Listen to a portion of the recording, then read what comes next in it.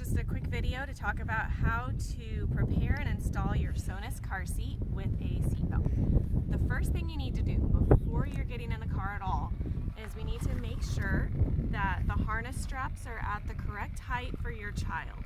So you need to place this car seat down on the ground and have your kiddo sit inside the car seat. We want to pick the slot that's at or below your child's shoulders.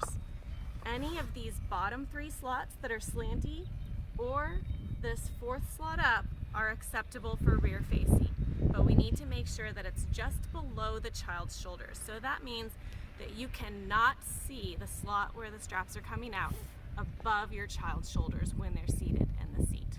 So the easy way to adjust that is, first of all, we want to push this bottom button here and pull from the top to loosen the harness straps all the way.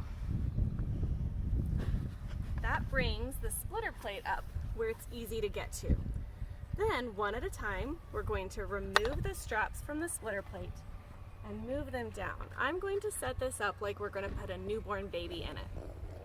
For a newborn, there is also a middle setting to shorten the harness straps even further, and that's just so you get a nice snug fit on your baby.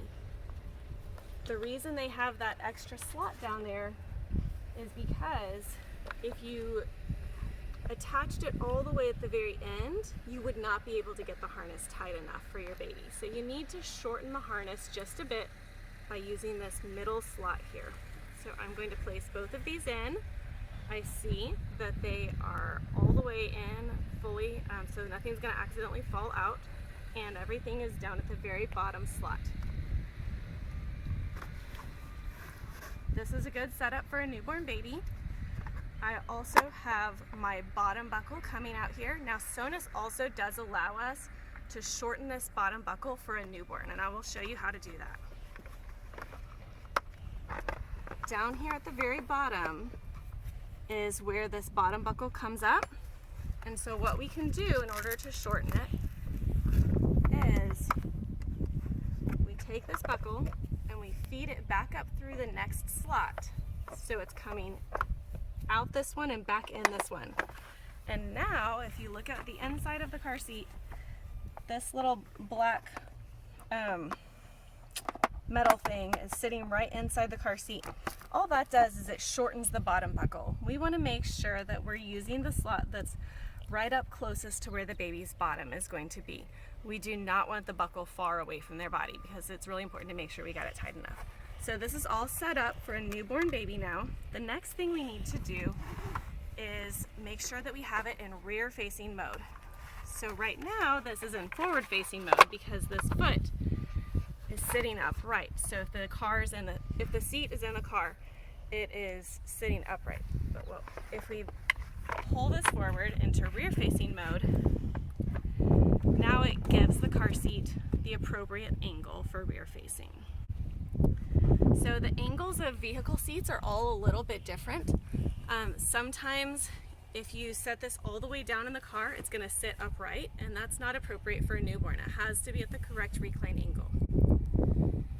So if you're able to get a good angle and get the car seat to stay there, it's great, as long as it stays that way. But occasionally there's still this little gap right down here. And whenever you try to tighten your buckle, if your car seat tries to sit up every time, then you may need to fill this gap. You can use a pool noodle, or you can roll up a towel tightly and place it in that space to fill it up. And then that way the car seat won't try to sit up every time. So to install the car seat, what I like to do is go ahead and pull the car seat cover up. When you pull this up, now we have a really nice clear view of the belt path. That is where the seat belt is going to go. I find that very helpful, just as far as knowing what I'm doing. So what we're going to do is pull the seat belt through one side, bring it down through the other one, and buckle it in. Click. I'm going to look and I'm going to make sure there are no twists or turns in my seat belt and that everything is laying nice and flat. Now that I've double checked that and I've buckled it in, I'm gonna look one more time to see if I have a good recline angle. On this seat, there's a little line that's embossed on the seat, a little arrow. It's kind of hard to see, but it's right there and it points to the back. This arrow needs to be level to the ground, and that is how I know I have a good recline angle. Once I know I have that arrow good, I can go ahead and tighten the seatbelt. So on most cars, the first thing I'm gonna do is lock the seatbelt. And the way I do that is I pull the shoulder belt all the way out nice and slow from the end. I don't wanna pull too fast, because if I pull quickly, sometimes it acts like it's locked, but then that was just a false alarm. That's kind of similar to when you step on your brakes and your belt locks up, but then you let off the brakes and it's loose. We want to keep it nice and slow so it's not the emergency locking activating, but we want to pull it all the way out for the car seat lock. If you listen, you may be able to hear this ratcheting sound. That indicates that my seatbelt is locked. I can also double check it, and no matter what, it doesn't get loose again, it only gets tighter. So I have my seatbelt locked. The only reason seatbelts do that is for putting car seats in. So it's a very important safety feature, making sure that you have your seatbelt locked.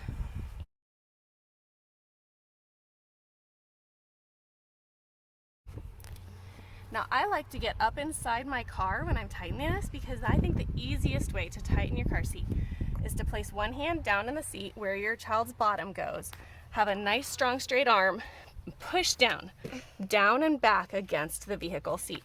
With your other hand, you can grab the shoulder belt right here close to where it's buckled in and just pull that up towards you. Now once you've got it pulled nice and tight, you don't want to let it go. Scoot back a little bit, buddy. You actually want to feed all of that excess back up into the belt path where the shoulder belt is coming from. What happens if you just let it go is it accidentally just goes right back that way. So any extra slack needs to go back up towards the shoulder belt. So the final step is we need to make sure we have the seatbelt nice and tight. To test for tightness, we're going to grab the car seat right here where it's buckled in at the belt path. We do not grab up here and test. This part of the car seat is designed to move somewhat, because in a crash it dips down and back towards the point of impact. So this one will move. We want to grasp it right here where it's buckled in and make sure that it moves no more than 1 inch front to back or side to side. I have a nice tight installation here, so I'm good on that front. The last thing I want to double check on with my rear facing seat is I want to look at my recline angle again and make sure that is still appropriate. Once I've got all that done, I am all set to go for my rear facing car seat. I can put everything back together and it's all ready to buckle my kiddo in. One last little thing to note is this top tether is only used for forward facing. So there's actually a spot right up here where you can buckle this in, and then you don't have big metal pieces flying around and knocking into people's heads. So that's a nice little safety feature, is that there's a spot to put this to secure it. All right, I hope that helps. Thanks for watching. One more quick note. Always make sure you're reading both the car seat owner's manual and your vehicle owner's manual. There's so much really good information in here. I covered a lot of good stuff, but certainly not even close to everything. So make sure you read through this manual and not only read it, but save it for future reference, especially when it's time to switch to forward-facing mode or when it comes time to clean your car seat, and making sure that you're doing that according to the way the manufacturer instructs you.